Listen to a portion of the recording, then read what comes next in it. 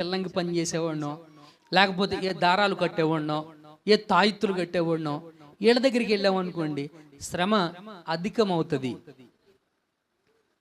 శ్రమ ఏమవుతుంది? అధికమవుతుంది.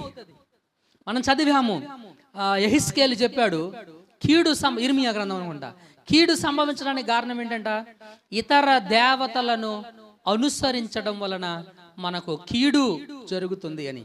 పాపము వలన మనకు కీడు సంభవిస్తుందని మనం నేర్చుకుంటున్నాం మిత్రులారా. కనుక ఈ ఉదయకాల సమయంలో దేవుని లేఖనం మనకి ఏం నేర్పిస్తుంది?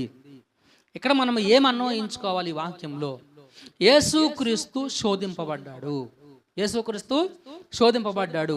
ఆయనకు కూడా శోధన వచ్చింది, ఆయన కూడా బాధించబడ్డాడు. పాపం లేనివాడిగా ఉన్నాడు.